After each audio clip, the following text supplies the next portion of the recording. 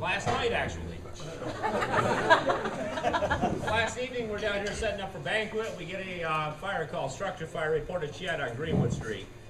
We all go rolling out here, headed for the fire. Lonnie, in his feeble old age, he rolls up on the scene, puts himself, chief one on the scene, structure, or heavy smoke showing.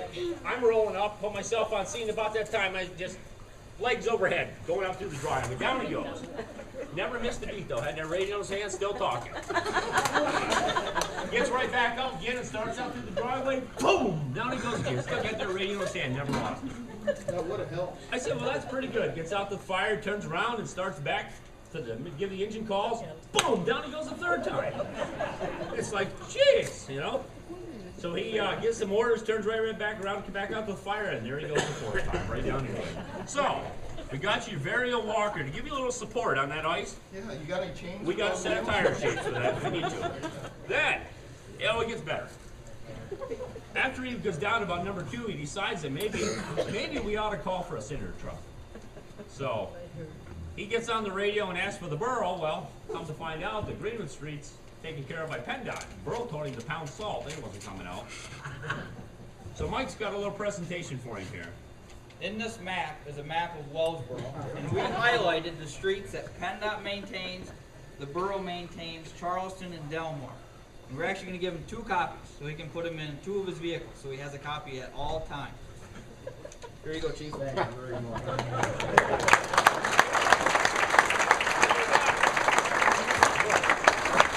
Well, in sheer anticipation that I wasn't going to get off scot-free, I have just one more.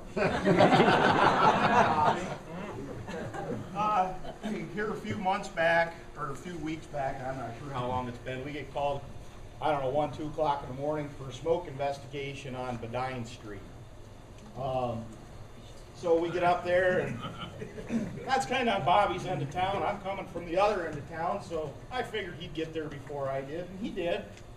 He was going across the yard and disappearing into the house as I pulled in. And as I go up, I'm going back in the neighbor's driveway. It's a small street. I was going to leave room for the engine. I looked, and there's his truck parked in the next driveway down, and this trash can neatly dumped over behind it. I kind of wondered. I says, did you bump into something on the way in? That was laying there. He knew exactly what it was. That was laying there when I backed in. However, when he pulled his truck forward, if you'd have stood the can up, the dent in it was mashed right up to the bumper. So, in the fire service, everything comes as a kit. You got a first aid kit, a jump kit, a self-rescue kit, you name it, everything's a kit. Jill, I know you have been driving his truck back and forth to work, so I apologize. I did get the compact kit. It shouldn't take up a lot of room, but this is the fire chief's public relations kit for late night calls within the borough limits on garbage night.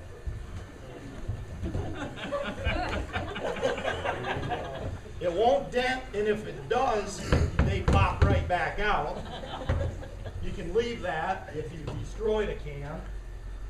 As with any other kit, if it's a medical kit, you know, you have all your precautions that you need to take. So, within doing your PR functions and not leaving a mess in the neighbor's yard when you leave, the first thing you want to do is don your protective barriers. So here's your gloves for picking up all the nasty. Respiratory protection. You never know when you're going to hit one that's full of baby diapers or something. If you can avoid it, scoop it. And or broom it. That damn thing was laying down when I pulled in.